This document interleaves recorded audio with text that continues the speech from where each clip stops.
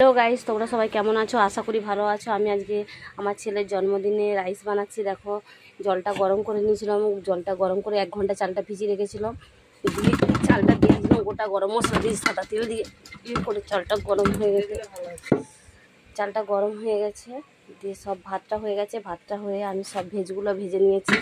মটরশুঁটি, ক্যাপসিকাম, গাজর,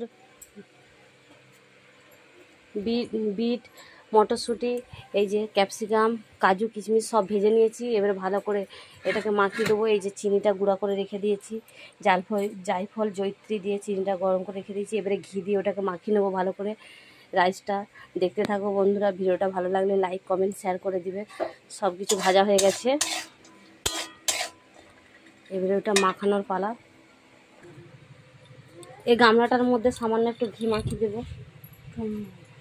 গামলাটা যাবার পুরোটা দেখা যাবে, তুলে দেখো উপর দিয়ে তুলে ধরবে। গামলাটার মধ্যে সামান্য একটু ঘি মাখিয়ে দিলাম, দিয়ে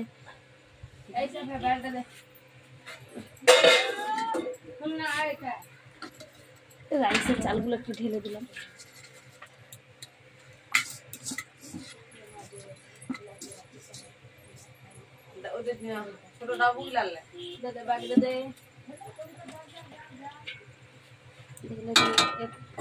সব ভেজ মশলাগুলো ঢেলে দিলাম।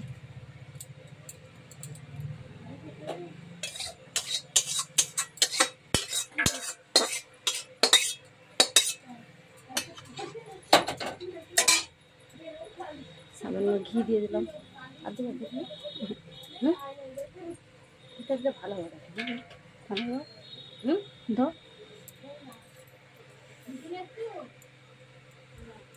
ঘিটা দিয়ে দিলাম।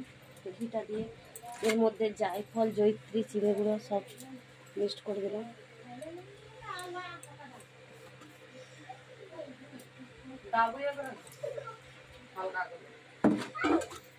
দেখো দেখো না, এদিকে একবার তাকিয়ে দেখো, ঠিক ধরে দিতে। ঠিক কি ধরেছি। দেখো বন্ধুরা, এবারে এটাকে ভালো করে হালকা মিক্সড করে মাখিয়ে নিলাম। বাতাসটা একটু পাক, তবে ঝরে ঝরে হবে।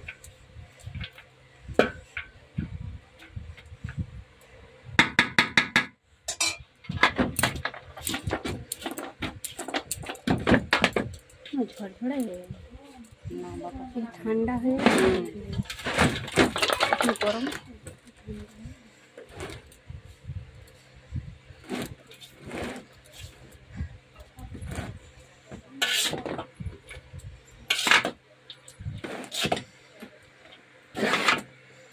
বড় গামলায় হয়েছে মানে ঝরঝরাই হয়ে যাবে নাকি?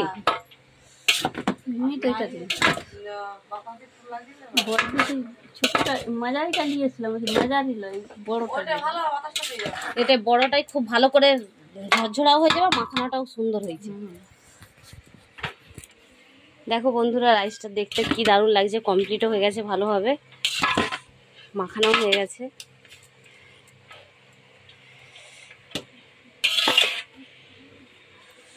রাইস হয়ে গেছে কমপ্লিট। ভিডিওটা ভালো লাগলে লাইক, কমেন্ট, শেয়ার করে দেবে বন্ধুরা। এখানে ভিডিওটা শেষ করলাম। লালটা টিপে দাও, এটা লালটা।